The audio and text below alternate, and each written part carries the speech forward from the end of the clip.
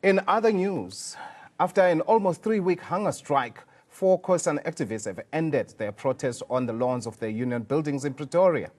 The activists ended their protest after meeting Deputy President Cyril Ramaphosa. They want formal recognition of the Khoisan language and of the Khoisan as first citizens.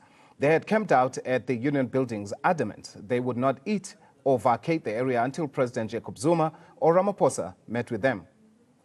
The group had also camped outside Nasrec Expo Center where the ANC National Elective Conference took place last weekend.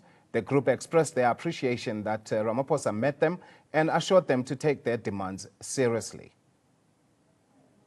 What makes us happy about meeting the Deputy President, the President of the ANC, was that this now is just showing us that we've got a caring government.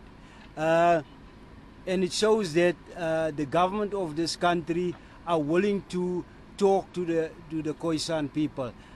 We've already set up a date for next year to meet with us, which is positive. For us, also the positive thing is that we will then see our families before Christmas. The 4 demands that we brought forward to government was, the first one is we want government to recognize us as the first nation of South Africa. The second one is we want our language to be official. Our language is on the coat of arms, but it's not official. The third one is we want the land claims of 1913 to be scrapped because it's withholding us from making any claims. And the fourth one is we don't want to be called coloureds. We want the coloured identity to be scrapped because when we fill in forms on the Z83, we are classified as coloureds, and that's not who we are. We're hoping that they can put that on paper for us to be recognized as the first indigenous people of South Africa. And our language must also be put into schools and creches because our language is so difficult. Like myself, I struggle with it because I'm 56. I've been 56 years out of my own language. And whose fault is it? The people in charge of South Africa. Yes, God was great to us. He listened to us because, as I said earlier to you, a lot of officials, delegates came, ANC delegates, they came to us outside there by Nasrec. They told us we must keep on going, doing what we're doing, must never give up because they are putting a word at the conference for us. Yes, so we can thank God yet again for the challenge that He helped us with to overcome this. The memorandum was signed by the Deputy President, the new Deputy President, David Mabuza, because he personally came out and we handed it over to him.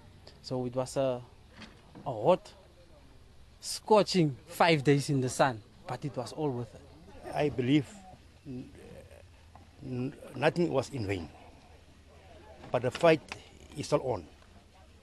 We still need to go to the United Nations until this government up to date recognize us, give us the recognition on paper that we as Khoisan people are the first nation of the country. The Khoisan 4, as they have now been dubbed, staged an almost 3-week live-in protest here at the union buildings, where they were basically calling for the South African government, particularly the president, to meet their demands, which are that their language, the Khoisan language, be recognized as one of the official languages in South Africa, as well as having them be recognized as the first citizens of Southern Africa. And they've staged this resilient sit-in so that they can be recognized and have their concerns be heard. Now, there was quite a lot of excitement from the Khoisan people that we found here at the union buildings, who were quite happy and pleased that finally one of the officials from the government managed to come and actually listen to their calls.